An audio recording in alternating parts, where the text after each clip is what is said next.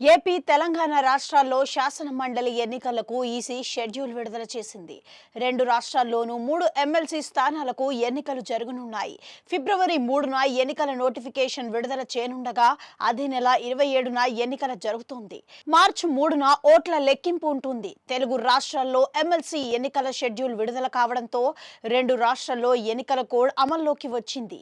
ఏపీలో ఉత్తరాంధ్ర ఉపాధ్యాయ ఎమ్మెల్సీలతో పాటు ఉభయ గోదావరి, కృష్ణా, గుంటూరు జిల్లాల పట్టభద్రుల ఎమ్మెల్సీ ఎన్నిక నిర్వహించనున్నారు.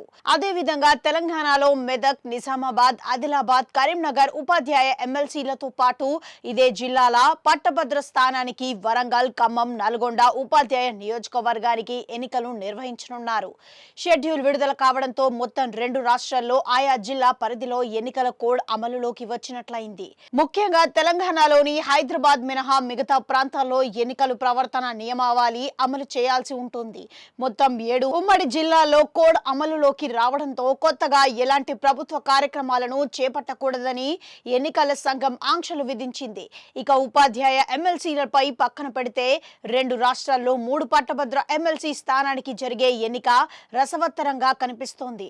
ముఖ్యంగా ఏపీలో 2 ఎమ్మెల్సీ స్థానాలపై కన్నేసిన కూటమి 7 నెలల కిందట అభ్యర్థులను రంగంలోకి దించింది. గోదావరి జిల్లాలకు కూటమి అభ్యర్థిగా పేరాబత్తుల రాజశేఖర్, గుంటూరు, కృష్ణా జిల్లాల అభ్యర్థిగా మాజీ మంత్రి ఆలపాటి రాజేంద్ర ప్రసాద్ పోటీ చేయనున్నారు. ఇప్పటికే ఈ నియోజకవర్గాలలో ఓటర్ల చేర్పులపై కూటమి నేతలు ప్రణాళిక ప్రకారం నడిచారు.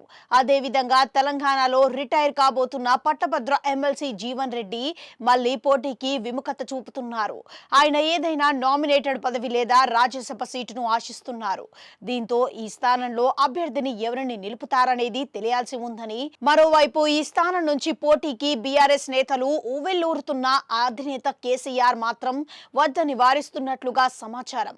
అదేవిధంగా ఏపీలో ప్రతిపక్షం వైసీపీ కూడా ఈ ఎన్నికలను బహిష్కరించే ఆలోచన చేస్తున్నట్లుగా చెబుతున్నారు.